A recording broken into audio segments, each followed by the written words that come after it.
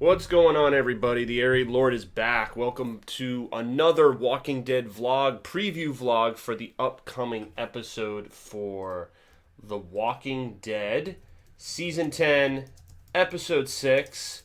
And I believe, if I'm correct, this episode would be called Bonds.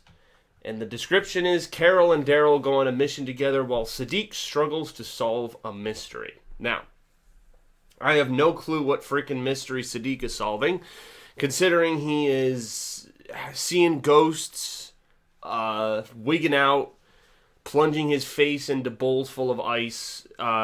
Just the PTSD has not been kind to him, so I don't know what kind of mystery he's solving. I thought it would make more sense for Eugene to solve the mystery, because in one of the preview photos I am so delightfully showing you right now, Eugene is looking at his radio configuration, a little confused, and this is the radio set up at Hilltop. As we know, Eugene moved his services to Hilltop. A little bit of that is in part to the conversation he had with Rosita a few episodes back. He still has feelings for her, and she just isn't going to reciprocate those feelings. He took care of her baby a little bit, but it's just not working out. And I think to avoid any further heartbreak, he's just going to take his ball and go home, per se. So now he is set up at the Hilltop. And in the preview clip, there was a 30-second preview, the clip that says, on the next episode of AMC's The Walking Dead, we actually have the voice come back. So if you remember, we've actually not discussed this for a bit. In the final scene of Season 9, the Season 9 finale, we had a mysterious voice pop up on the radio. If you recall, Judith and Ezekiel were sharing a conversation, and then they both logged off the radio. And then we had some woman's voice say, "Is anybody out there?" And it just cut. It was a cliffhanger, setting something up. For anyone who's read the comics, you know what this means, and I don't want to spoil anything or go into it, but people who have that extra level of curiosity can do some deciphering.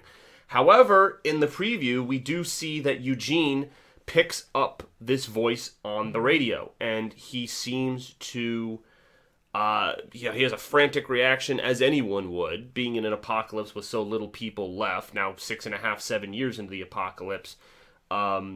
So this is interesting. Now, it's also interesting because there's the added addition of Rick Grimes being out there somewhere with the helicopter group, and they could, I've been a staunch believer that this group, if they follow the comics and they do utilize the Commonwealth, I don't think the Commonwealth is connected to the helicopter group with Jadis and Rick and all of that stuff. I think that's a separate organization, one of which they did reveal that the third Walking Dead series, that is a community that's a part. It's like a trifecta of this helicopter group. Those three circles, apparently the three circles, Scott Gimple explained that they're each a significant community within this larger organization, and one of those is the third Walking Dead series. So I guess there's some reason to watch it because it does tie into the greater universe at large.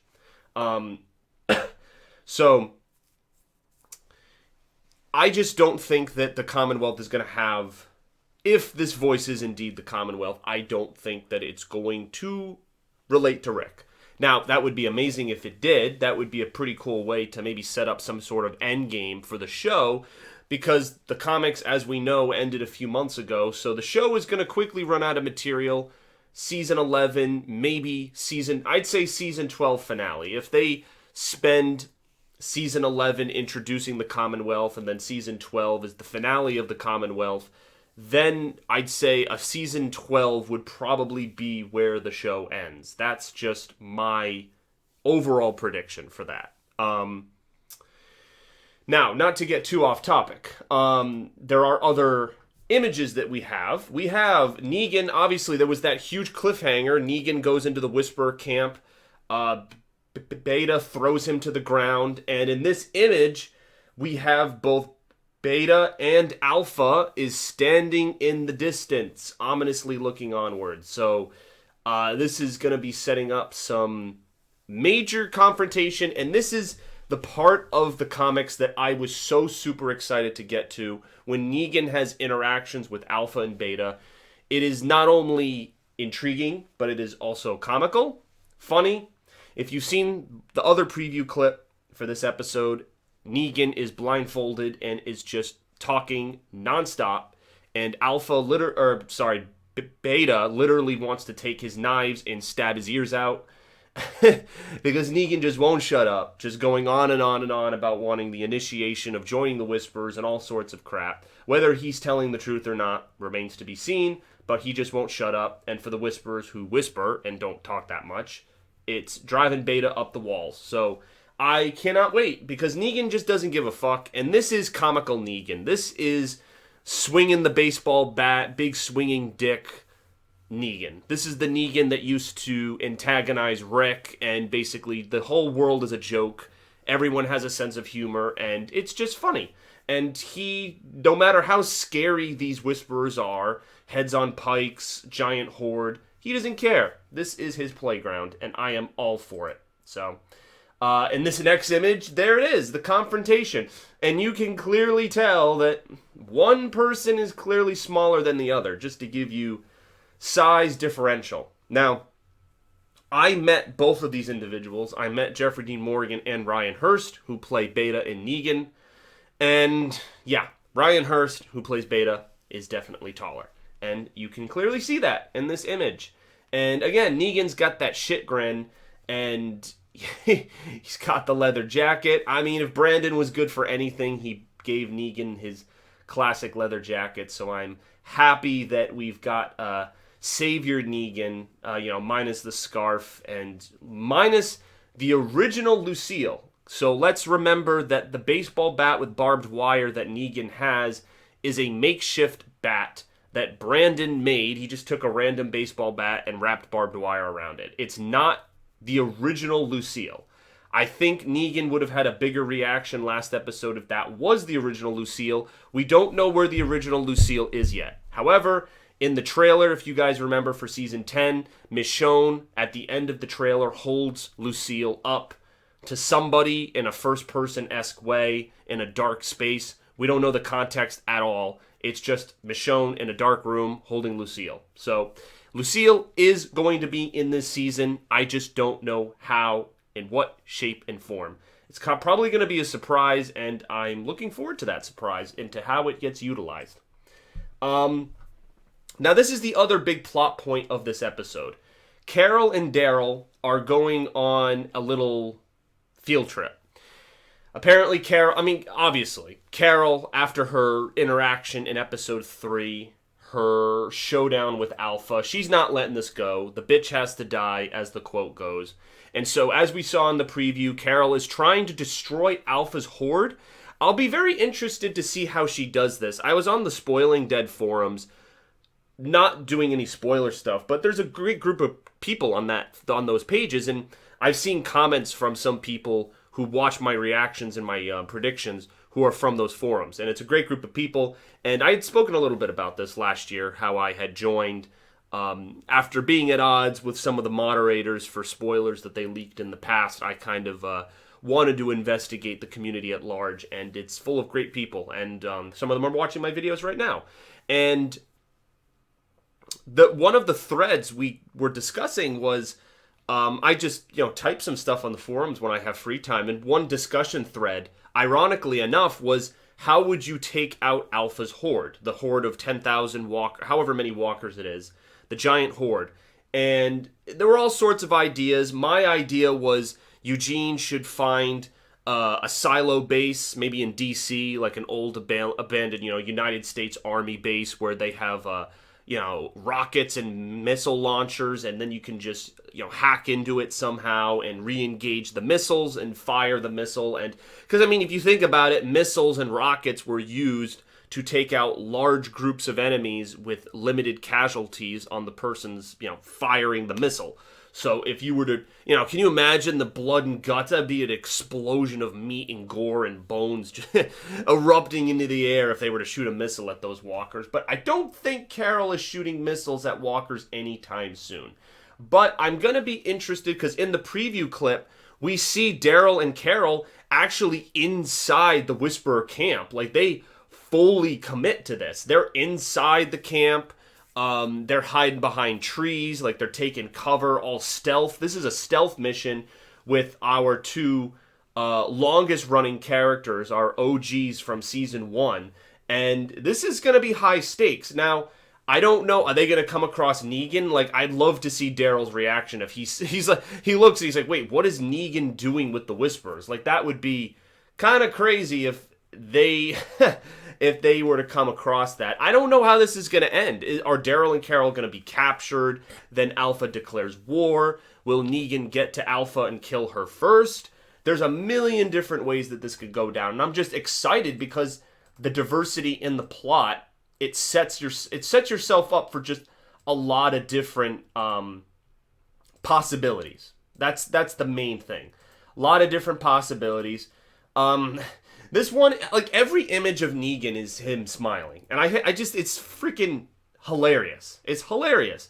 Here, his right hand is bloody, just to note, and he's he's chuckling. He's chuckling about something. I don't know what he's laughing about, but he finds something absolutely hilarious. And yeah, again, I just, as a fanboy, as somebody who loves Negan's character ever since, I mean, you know, yeah, he killed Glenn and Abraham and other people and was a bit ruthless in the beginning seasons for people who didn't know him. But I just, you gotta love the charisma, the humor, just the way he carries himself. He's such a unique villain who's now had this redemption arc, especially last episode.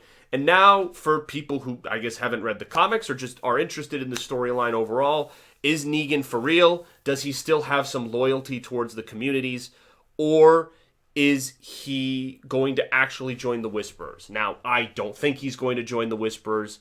I think that this is a ploy. I think he's he's basically a suicide bomber, and for all intents and purposes, because he can say, like, he's not a part of the communities. Like, this is basically like he's like, hey, like, I don't know who any of you are. Like, that's the thing, because Negan's been locked in a jail cell, and so the Whisperers don't know that he's with the community. So yeah, like that's an interesting little factoid. So there you go. So that's about all the predictions I have. Let me know what you guys think for this episode. I think this is going to be a crazy episode. I think it's going to be a crazy episode. If it can build off of the pace of episode 5, where there was a lot compacted into that episode, I think we're going to have a fulfilling episode. I think overall this is going to be a very fulfilling episode, and I'm intrigued to hear what you all think about that. So write your comments below. Do you think Negan is he an actual worshiper of the Whisperers? Do you think that he wants to join them? Is he trying to kill Alpha, potentially? What are Daryl and Carol's endgame, especially Carol? How does she plan to take out the Horde? How much of a conversation are we going to have between Eugene and the mystery voice? And what the heck is this mystery with Siddiq? In the basic description, in the general description, when you Google the episode, it says that Siddiq is trying to solve a mystery. So what that mystery is anyone's guess. I have no idea. But I suppose in some way, shape, or form, we will find out. So if you guys have any ideas about that, let me know. And yeah, just keep commenting, rating, and if you haven't subscribed yet, definitely subscribe. We've got only 3 more of these until the mid-season break, and I'm still loving it. I mean, I saw a lot of positive comments on my reaction video from the other day, so thank you guys so much for that. It means a lot, and I'm just enjoying the hell out of this. I'm gonna ride this wave and just keep, and like, again, like, you gotta live in the present. Like, you know, we don't know how the future seasons will pan out. It has been renewed for season 11. We know we're getting the Rick movies, but I just think that it's good to enjoy the now, because there are a few comic beats that I'm still fanboying over that they're going to adapt, and next week's episode is one of them. So, it's kind of like when Negan Lucille's his first victims, his first introduction. That's a major comic moment, and I was anticipating it for a long time, and that's no different here. So, with all of that said, let me know, again, what you guys think, and thanks for watching. So, peace out. See you guys later.